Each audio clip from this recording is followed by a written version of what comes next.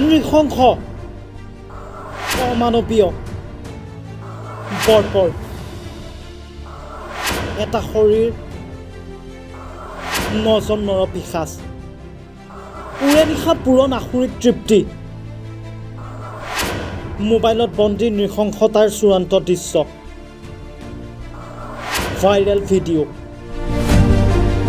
মানৱ সভ্যতাক লজ্জানত কৰা এটা নিকৃষ্ট ঘটনাই জোকাৰি গ'ল গুৱাহাটী মহানগৰীৰ বৰাগাঁও ঘটনা বিগত 17 নৱেম্বৰৰ গুৱাহাটীৰ বৰাগাঁৱৰ নিজৰাপাৰা স্থিত দুৰ্গা মন্দিৰত সংঘটিত হৈছিল মানৱ সভ্যতাক ভুলুণ্ঠিত কৰা এক নিকৃষ্ট ঘটনা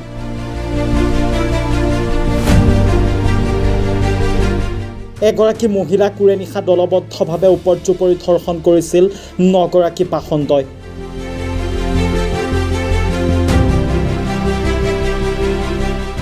ধৰ্ষণকাণ্ডৰ সমগ্ৰ ঘটনা মোবাইলত ৰেকৰ্ড কৰাৰ লগতে আতিশায্য নিৰ্যাতন চলাইছিল মহিলাগৰাকীৰ ওপৰত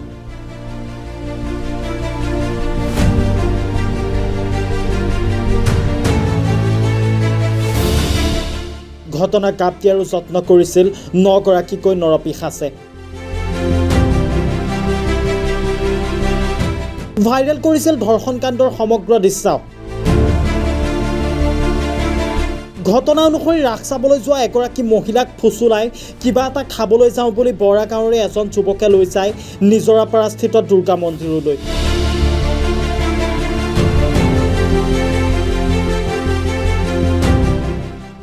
য'ত পূৰ্বৰে পৰা ৰৈ আছিল কুলদীপ পিংকু দাস মৃণাল গগন বিজয় সৌৰভ ৰবীন দাস দীপাংকৰ আৰু কৃষ্ণ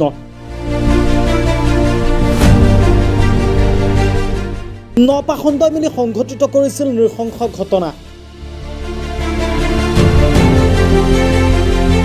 যোৱাকালি ৰাতি মানে আজি ৰাতিপুৱা আৰু 2:30 বজাত আমাৰ গড়চুক থানাৰ ওচি ইন্সপেক্টৰ ময়ূৰজিৎ গগৈ তেখেতলৈ এটা ইনফৰমেশ্যন আহিলে যে বৰাগাঁও অঞ্চলৰ মানুহখিনিৰ মাজত এটা ভিডিঅ' চাৰ্কুলেট হৈ আছে হোৱাটছএপৰ যোগেদি যোন ভিডিঅ'টোত মানুহ এগৰাকীক মানে দলবদ্ধ ধৰ্ষণ কৰি থকা দেখা পোৱা গৈছে মানে প্ৰায় 8-9জনমান মানুহ আৰু এগৰাকী মহিলা আৰু তেওঁৰ লগত মানে গাত কাপোৰ কানি নাই আৰু মানে সেই আৰু ভায়োলেন্টলি তেওঁৰ লগত সেক্সুৱেল এছল্ট চলি আছে তেনেকুৱা এটা ভিডিঅ' চাৰ্কুলেট হ'ল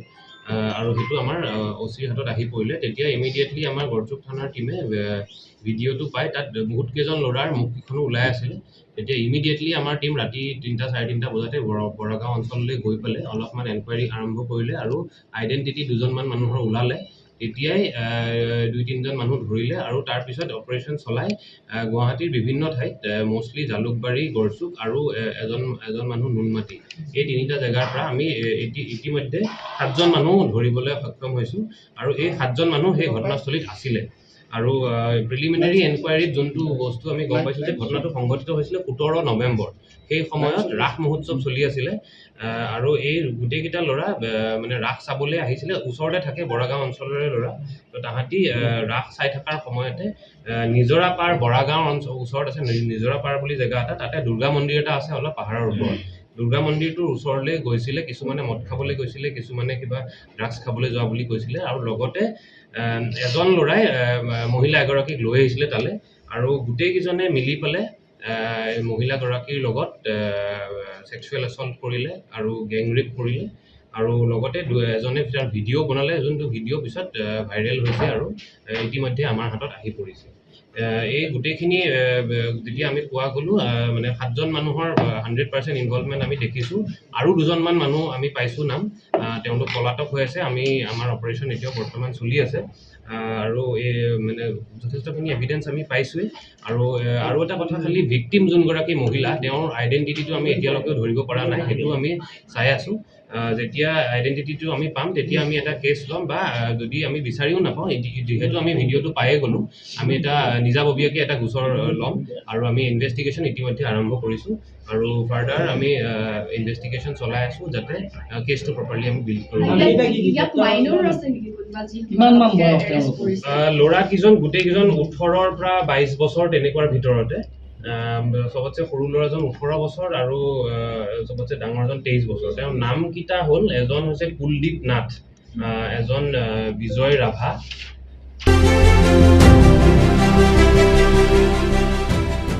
প্ৰথমে মদ্যপান তথা নিচাজাতীয় দ্ৰব্য সেৱন, তাৰ পিছতেই মহিলাগৰাকীক উৰে নিশা উপৰ্যুপৰি ধৰ্ষণ কৰিছিল 9 গৰাকীকৈ পাখণ্ডই।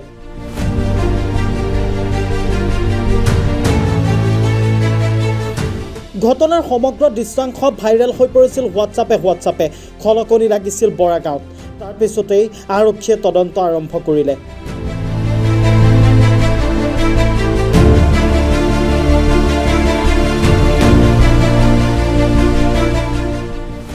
গড়চুক আৰক্ষীয়ে সমগ্ৰ ঘটনাৰ তথ্য পোৱাৰ পিছতেই লগে লগে আৰম্ভ কৰিলে তদন্ত।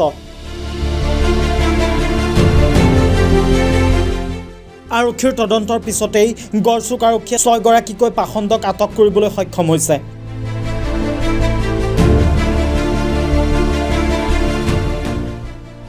আটকাধীন 6 পাখণ্ড ক্ৰমে কুলদীপ, পিংকু দাস, মৃণাল, গগন, বিজয় আৰু সৌৰভ।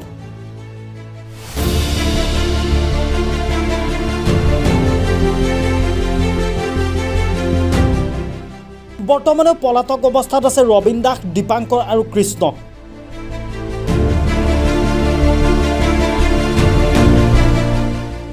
বৰ্তমান সময়লৈ জানিব পৰা হোৱা নাই মহিলাগৰাকীৰ কোনো পৰিচয়। এতিয়া প্ৰশ্ন হয়, প্ৰকৃতাৰ্থত যিখন দেশত নাৰীক পূজা কৰা হয়, যিখন দেশত নাৰীক সেৱা কৰা হয়, সেইখন দেশতে নাৰী অসুৰক্ষিত কিয়? নাৰীক সুৰক্ষা প্ৰদান কৰাত কিয় ব্যৰ্থ হৈ পৰিছে আৰক্ষী প্ৰশাসনৰ লগতে মুখ্যমন্ত্ৰী হিমন্ত বিশ্ব শৰ্মাৰ নেতৃত্বাধীন বিজেপি চৰকাৰ?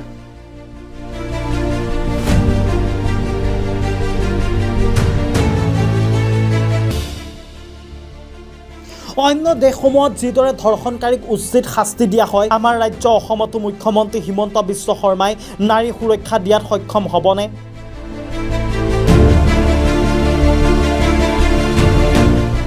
কেৱল মাত্ৰ অৰুণোদয় আঁচনি, নিযুত মইনা আঁচনিতেই সীমাবদ্ধ থাকিব নেকি মুখ্যমন্ত্ৰী হিমন্ত বিশ্ব শৰ্মা? এইখন দেশত, এইখন ৰাজ্যত নাৰী সুৰক্ষা ক'ত? তাক লৈ এতিয়া ব্যাপক প্ৰশ্ন উত্থাপন হৈছে। তাৰপিছত পিংকু দাস, গগন দাস, সৌৰভ বড়ো, মৃণাল ৰাভা আৰু দীপাংকৰ মুখীয়া, এই গোটেইকেইজনে জালুকবাৰী, তেতেলীয়া আৰু বৰাগাঁও এইখিনি অঞ্চলতে বসবাস কৰে আৰু বিভিন্ন ধৰণৰ কাম কৰে। যাতে কোনোবাই কৈছে তেওঁলোকে ৰাস্তাৰ PWDৰ লেবাৰ কাম কৰে, কোনোবাই ডেলিভাৰী বয়, তেনেকুৱা টাইপৰ কাম কৰা ল'ৰা। মূল মাষ্টাৰমাইণ্ড হিচাপে কোন আছিলে? মাষ্টাৰ মাইণ্ড হিচাপত মানে যোনে মানে ছেক্সুৱেল হেৰাছমেণ্ট, ছেক্সুৱেল এছল্ট কৰা বুলি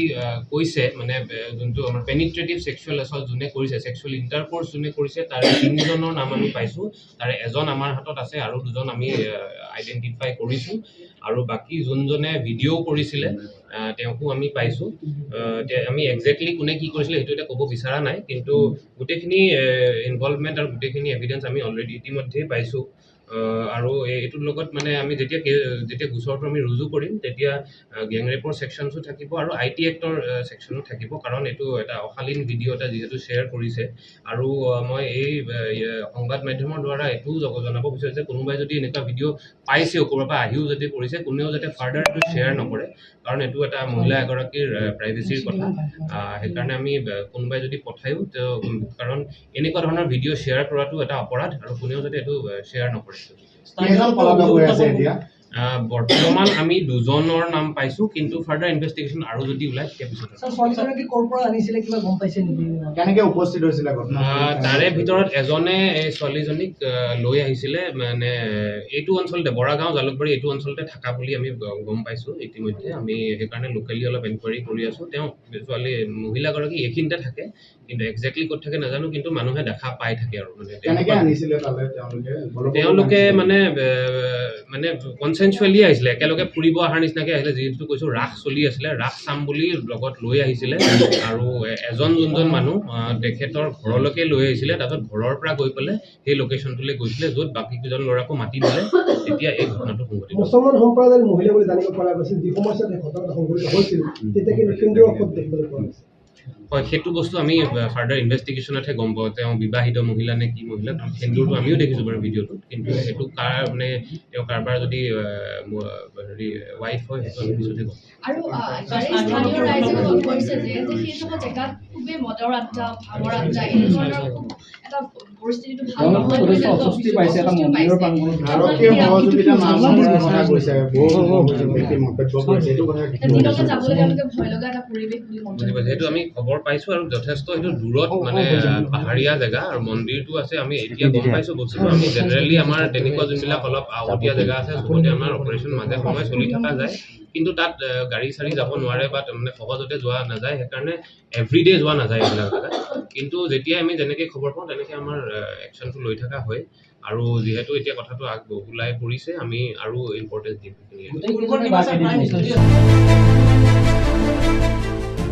bureau report reporter any Guwahati